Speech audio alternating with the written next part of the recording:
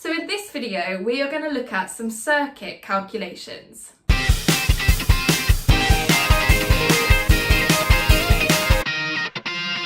In order to do this, you will need all of that knowledge from the previous electricity videos. So it turns out that voltage, current, and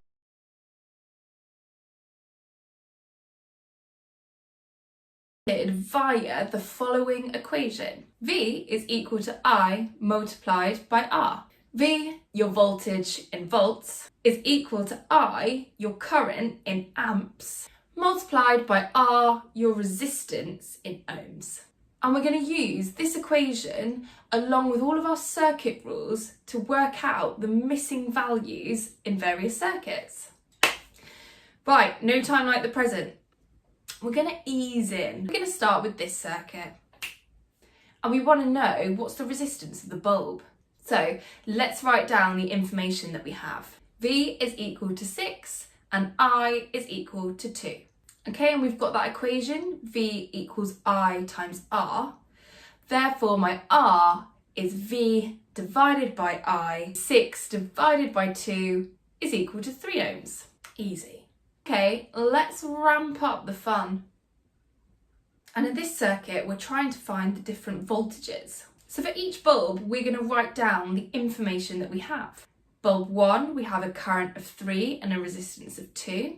And bulb 2, because we're in a series circuit, we also have a current of 3 and it's given us a resistance of 1 ohm. Okay, let's find the voltage for bulb 1 using V equals I times R.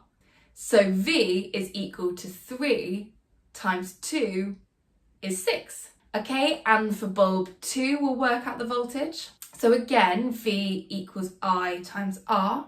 So V is equal to 3 times 1 is 3. Final missing voltage is the supply voltage.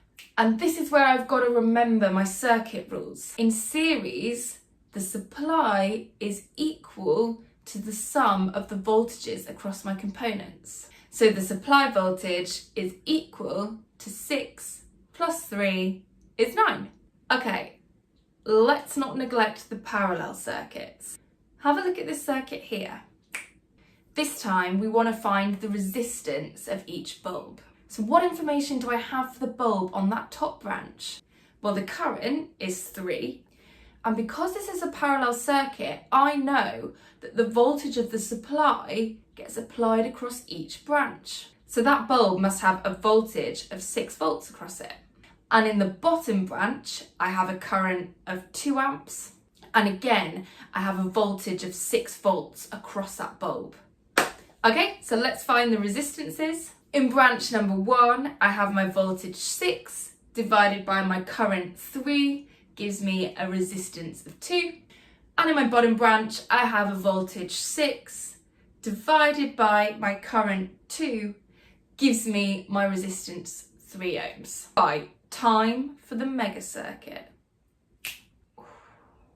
We're going to find the resistance of those 3 bulbs. First, we're going to see if there are any hidden values that we can get out of our circuit by just using our circuit rules.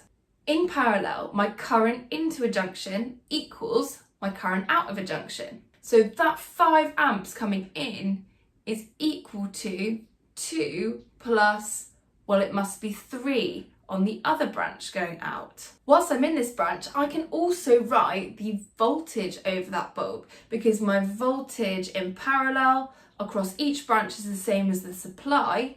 So if the supply is 10 volts, then the voltage across that bulb is also 10 volts. And in my bottom branch, the voltage again across the entire branch should be 10. And since that bulb there has a voltage of 6 across it, then that must mean that this bulb has a voltage of 4 across it. Okay, now we can work out the resistances. Let's do the top bulb.